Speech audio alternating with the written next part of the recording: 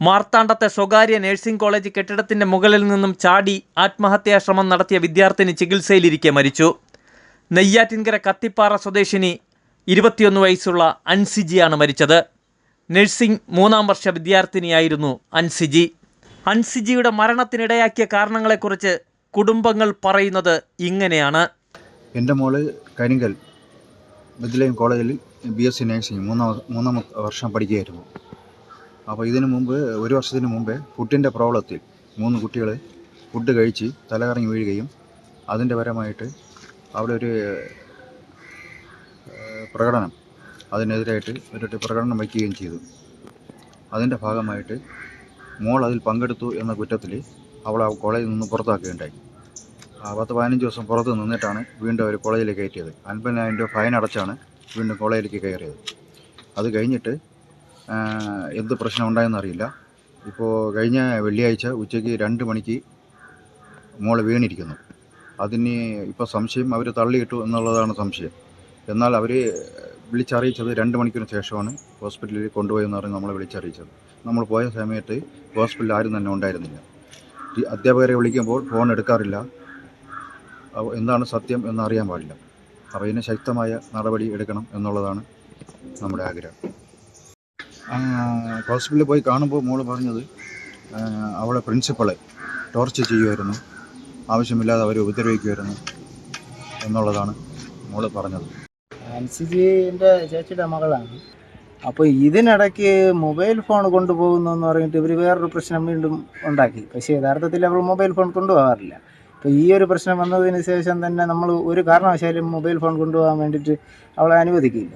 പക്ഷേ ഇവർ ഈ മൊബൈൽ ഫോൺ കൊണ്ടുപോകുന്നു എന്ന് പറഞ്ഞിട്ട് ഡെയിലി ഇവളെ കൊണ്ടുപോയിട്ട് പിന്നെ ഇത് ബാഗ് പരിശോധിക്കുന്നു, വസ്ത്രാക്ഷേപം ചെയ്ത് പിന്നെ മൊബൈലിരിക്കുന്നതെന്നൊക്കെ നോക്കുന്നു. അപ്പോൾ പിന്നെ ഇതൊന്നും ഇവൾ യഥാർത്ഥത്തിൽ നമ്മളോടൊന്നും പറഞ്ഞിട്ടില്ല.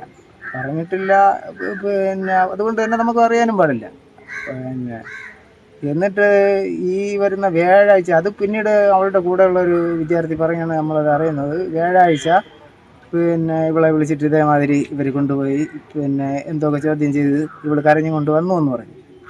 അതേ പ്രവൃത്തി തന്നെയാണ് ഇവർ വെള്ളിയാഴ്ച ദിവസവും ഈ എന്തോ പോസ്റ്റിംഗ് എന്തോ ഉള്ള ദിവസമാണ് അവിടെ നിന്ന് വിളിച്ചുകൊണ്ട് ഒറ്റയ്ക്ക്, അത് 4ാമത്തെ നിലയിൽ എന്തോ ഇവർ നിന്ന സമയത്താണ് വിളിച്ചുകൊണ്ട് പോയപ്പോൾ കൂടെയുള്ള കുട്ടി പിറകെ പോയി ആ കുട്ടിയെ വിരട്ടി വിട്ടു.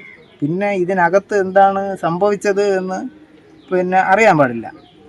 പിന്നെ ഇപ്പോൾ യഥാർത്ഥത്തിൽ നമുക്ക് കിട്ടിയിട്ടുള്ള അറിവെന്ന് പറഞ്ഞു കഴിഞ്ഞാൽ പിന്നെ അവർ തള്ളിയിട്ടു എന്ന് തന്നെയാണ് പറയുന്നത്.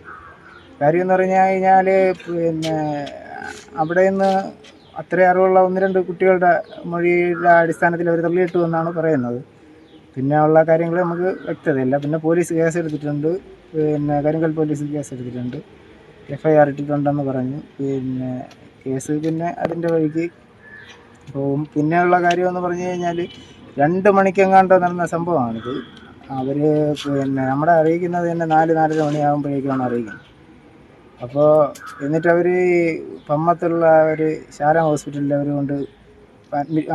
കൊണ്ടുപോയി എന്നാണ് നമുക്ക് കിട്ടിയ അറിവ്. അങ്ങനെ നമ്മൾ അവിടെ പോകുമ്പോഴേക്കും ഈ കോളേജ് അധികൃതരോ അങ്ങനെ ആരും അവിടെ ഉണ്ടായിരുന്നില്ല.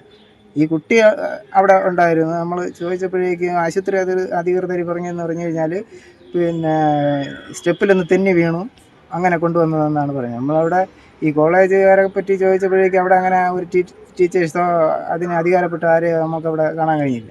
കോളേജ് പ്രിൻസിപ്പലിനും മാനേജ്മെന്റിനുമെതിരെ നടപടി സ്വീകരിക്കണമെന്നാവശ്യപ്പെട്ടുകൊണ്ട് രക്ഷിതാക്കൾ പോലീസിന് പരാതി നൽകി. പരാതിയുടെ അടിസ്ഥാനത്തിൽ പോലീസ് അന്വേഷണം ആരംഭിച്ചു.